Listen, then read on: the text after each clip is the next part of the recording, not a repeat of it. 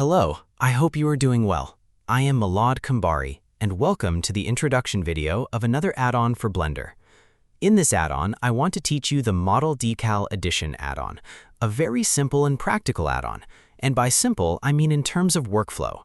We can paint on our model just like a brush and add decals.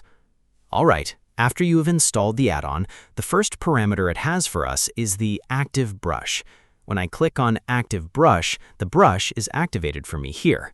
Look, the brush description has appeared for me. It's a guide to let us know which shortcuts exist, and here the brush is activated for me. Well, the first time we click and perform a paint, a layer is automatically created, like this. See, a layer is created for me here. So I can decrease my layer opacity. I can, for example, set it to overlay mode in this section and perform whatever I like on the layer. Now, you can delete this layer too. By hitting the minus button, you can delete the layer. Or if you want a new layer, naturally, you should hit the plus button so a new layer is created, allowing your new additions and new textures to be placed on your new layer. Now, in the brush section, when we click, we can define our brush size. You can adjust the brush size and rotation using the Alt plus Scroll or Ctrl plus Scroll shortcuts. If I increase or decrease the Ctrl plus Scroll, see, its scale gets larger or smaller. If I hold Alt and Scroll, I can rotate it. In this way, we can also flip X or flip Y here, which is very suitable, especially for places where we have text. When I hit flip here, see, my decal is flipped. Or if we flip Y, my decal is flipped this way. It becomes flipped on the X-axis or on the Y-axis. We also have erase mode. When we hit erase mode, it brings up several parameters for us. Normally, these parameters are off. When we hit erase mode, it shows the parameters and asks how you want to erase. Do you want to erase in two simple shapes like a circle, for example, like this? Or do you want to erase as a rectangle, erased in this manner? Look here, I hold Ctrl and decrease its size. Do you want it to erase as a rectangle? Or do you want the erasing shape to be the shape of your decal or the shape of your scratch? We will go lower, and I will explain more about scratches later. It says it can erase based on the scratch shape, and in fact, your brush becomes a scratch brush. Or it can be a mix of these two, meaning a mix of decal and scratch. So this is the erase mode. I also forgot to tell you that the opacity found here, the function of this opacity is that it increases or decreases the opacity for our brush. It has nothing to do with the layer. The layer opacity is this one. This is only for the opacity related to our brush. Now, let's come to the attractive part of the work, the decal library. In the decal library, you can add your own library. I have provided two display modes, List and Grid. I'm also providing a library for you which contains about 250 more decals inside. Here, I have placed a collection for you that I have categorized based on shapes, circle, rectangle, square, or triangle.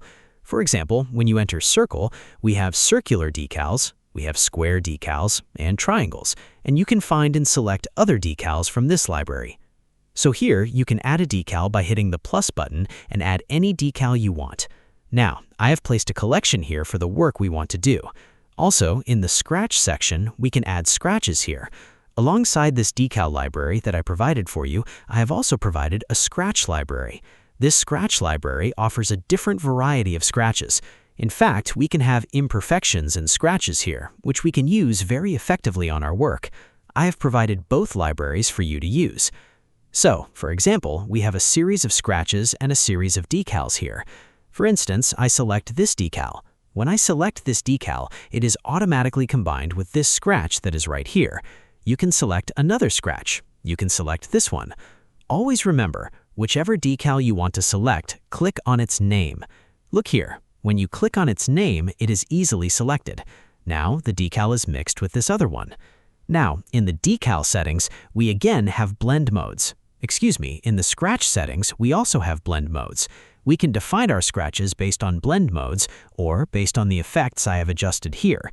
For example, we can increase its intensity, we can increase its scale or its rotation, and these have shortcuts too. For instance, if I hit Shift and Q and scroll, the intensity increases or decreases. See, the intensity changed. Or if I hit Shift and W and scroll, the scale of that scratch, that effect, increases or decreases. Or if I hit Shift and E, it rotates for us. So we can work with it this way or use offset to change its position. And also we can invert our scratch.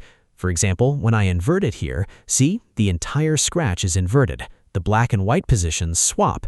And naturally, when the black and white swap, since our scratch has a very high volume of black, we can see very little of our decal design anymore. Let's set it to this one. Now it is showing itself a bit more on this. Alright, so that was the invert. This was the overview that we can use for this add-on, and I think it can be very practical for you. Now, in the following part of the video, I want us to finish a project together. I will put the video in time-lapse mode, and you can see the process I'm going to work through and realize more about the capabilities of these scratches, realize more about the capabilities of these decals, what tasks can be done, and how much it can open our hands. So, we go to the rest of the video. I will no longer record audio. I will just start working on our object model and adding decals.